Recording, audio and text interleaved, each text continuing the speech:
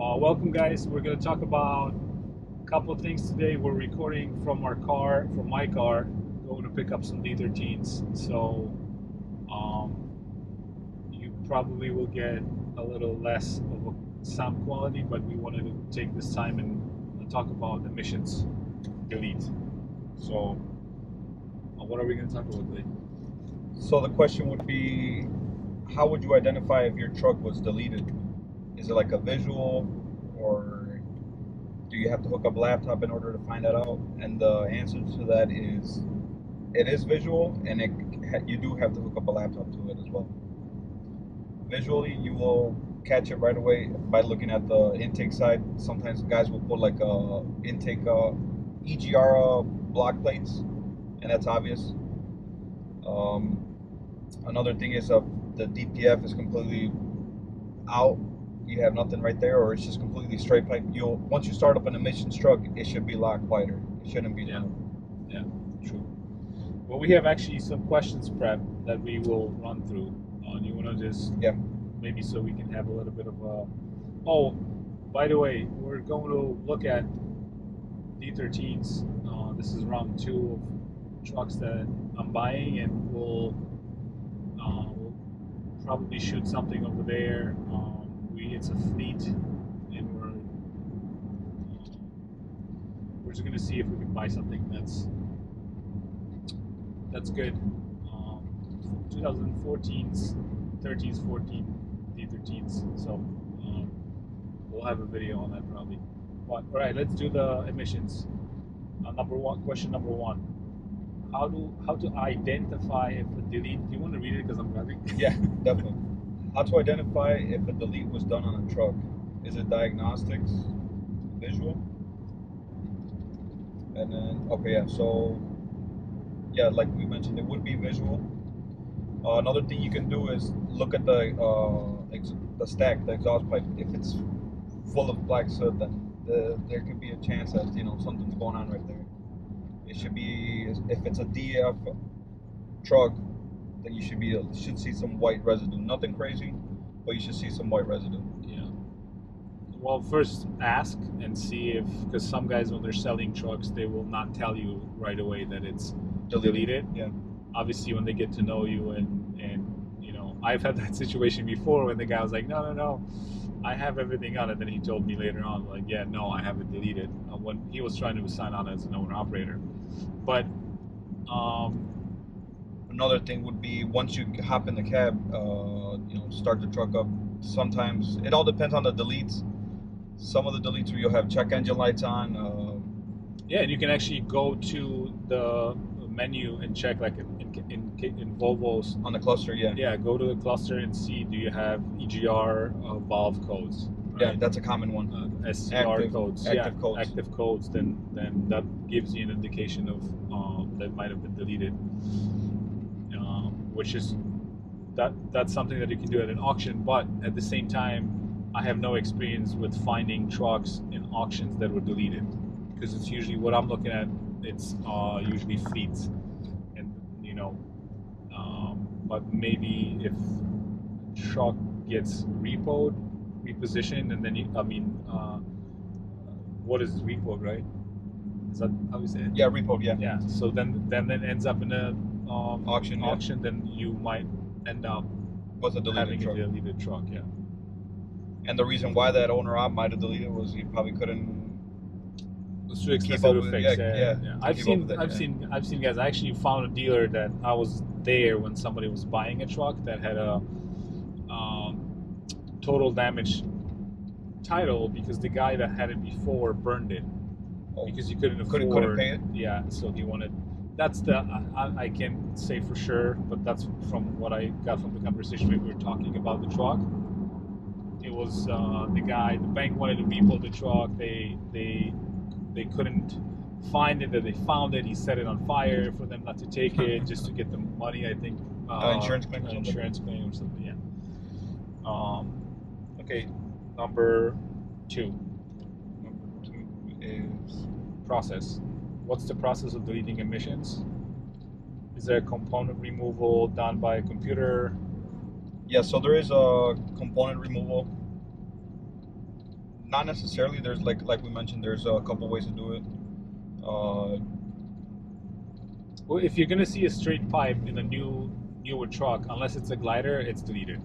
Yeah, we seen remember we saw that Packard one time. Yeah, which was a 2014 Kenworth 680, and it was literally straight pipe. I didn't look at the. He didn't end up. He wanted an inspection. He just came for an inspection. Yeah, right? but what happened was, yeah, and then I didn't even look at the dash if he had a bunch of codes. So maybe, I don't know if it was also reprogrammed, but what do you do as far as reprogramming the ECM? And maybe let's talk about that for a little bit, because there's a couple of ways to do that. Because some, like you said, will give you a bunch of codes and a bunch of dash lights on, and some actually don't have that at all. So, yeah, like some guys will actually just do the mechanically blocking off, like throwing a block off plate on the EGR. And this way you're still going to have, nothing was done on the ECM, so that ECM is still going to be asking for those the sensor values, and that's obviously not getting that flow. So this way you will get that check engine. And there is guys that actually go out of their way and do I guess you can say a better job at doing a delete, and you won't have any check engine lights. DF level will be at 3/4 or half tank or full. Full, yeah. No check engines. What else? Yeah. Actually, and no SCR codes. No SCR codes, yeah. No DPF.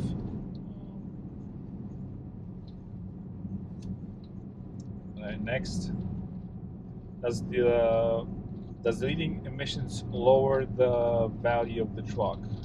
I would say if you're gonna, obviously you wouldn't want to trade that in. That's true. I don't think it would lower the value. What are your thoughts? It will lower the value if you are dealing with an independent dealer. I think. If you're selling to an owner, not necessarily. Not necessarily. That's a plus for them. If you're selling to an individual, it's a plus if you think deleting emissions is a plus. So it's more about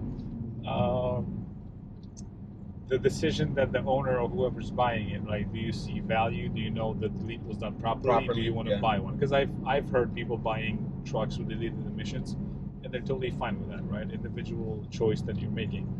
As far as losing value, if you're trying to trade it in or selling to a dealer, obviously they'll tell you, hey, yeah, this is. I think it might affect it. But then the second part of that question was, will I be able to sell it? Well, I think you mentioned that it's based on who you're selling it to. Yeah, correct.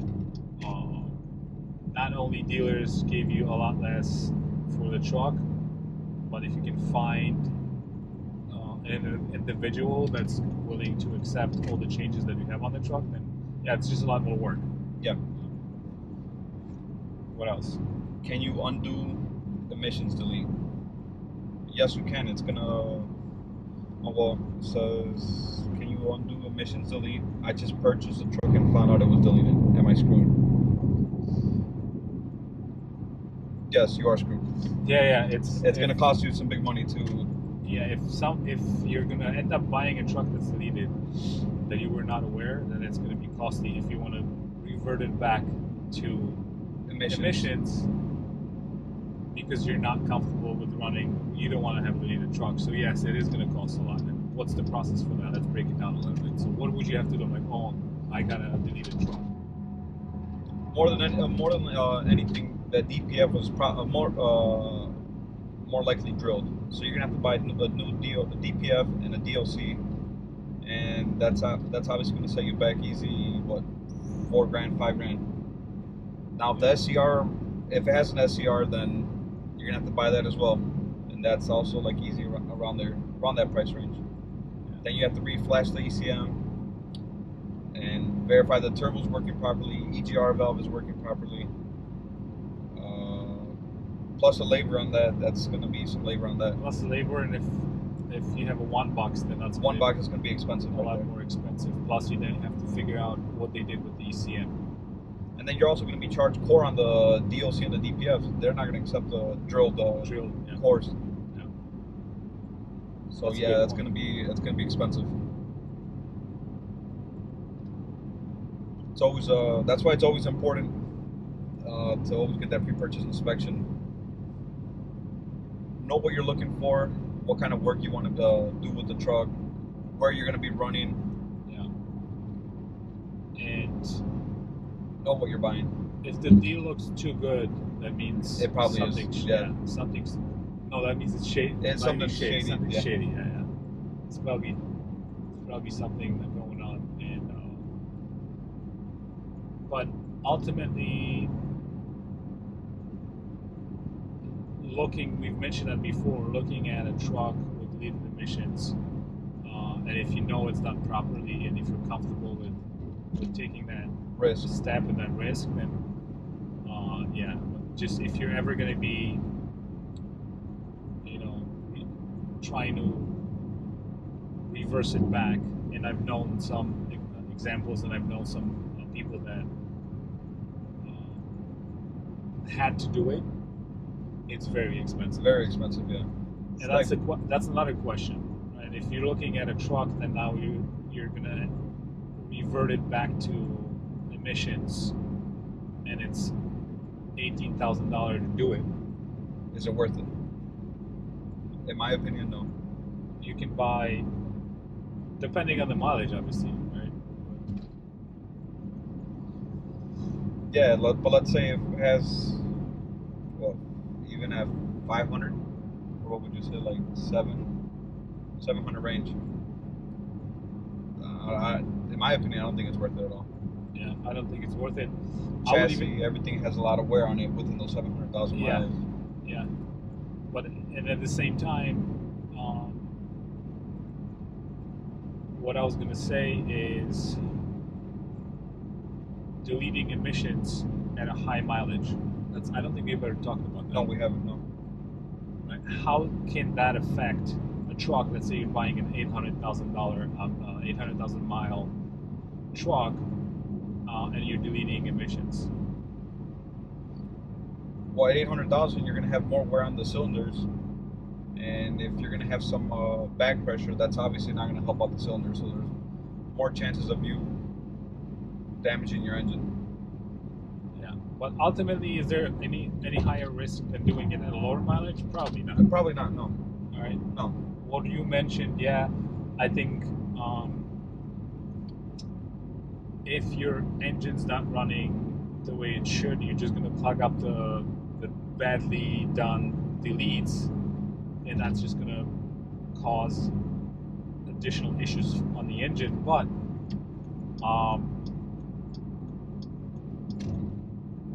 like we've seen in the past, how do you now know if it was done properly, right? Yeah, and how are you, what if you're producing a lot of soot, right? And then you're clogging up your system pretty quickly. So if your EGR goes, like, now you're going to start having issues and something is not working right, you're going to clog up the rest, therefore exposing the truck to a higher risk. But that can happen at any mileage. Any mileage, yeah. So,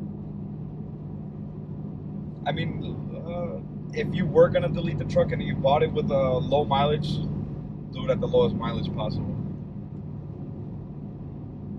Yeah. Because we know all the whole EGR is just recycling the exhaust gases. That's coming back into the intake. The intake is meant to be clean, not just full of soot that's coming back. Yes. And if you can do it at a lower mileage, why not?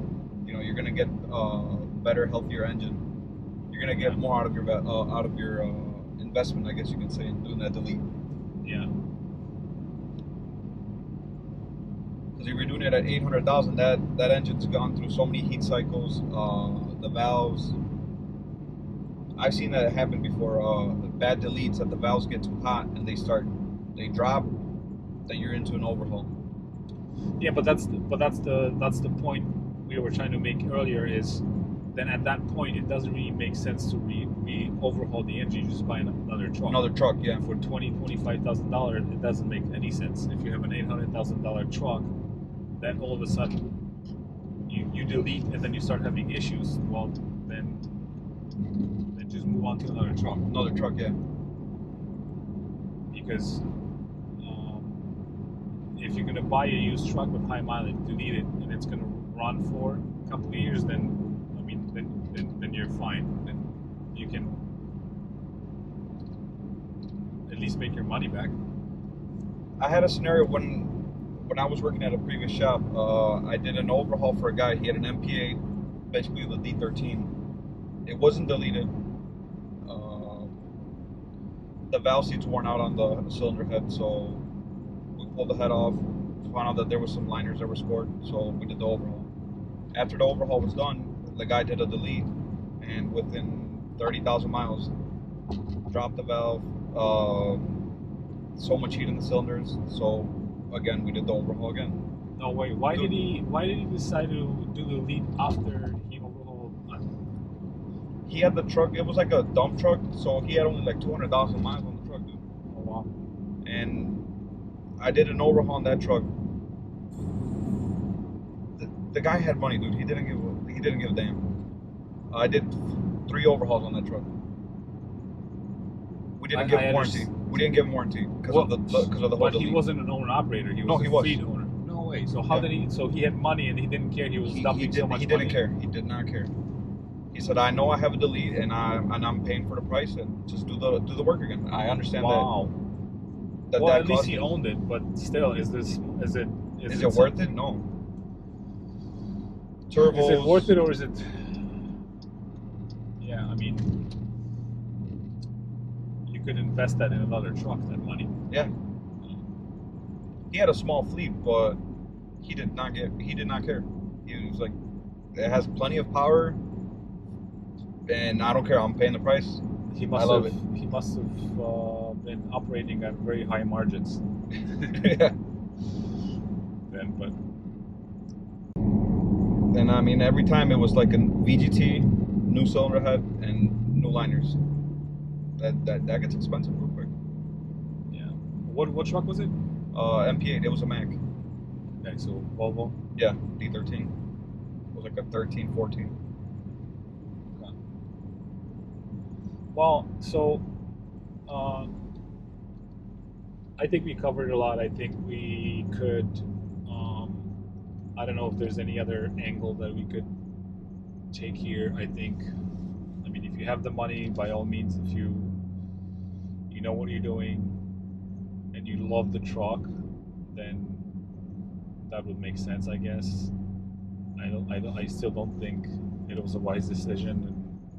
And in that particular case, it's like just go out and buy another truck. Yeah. But anything else you want to add?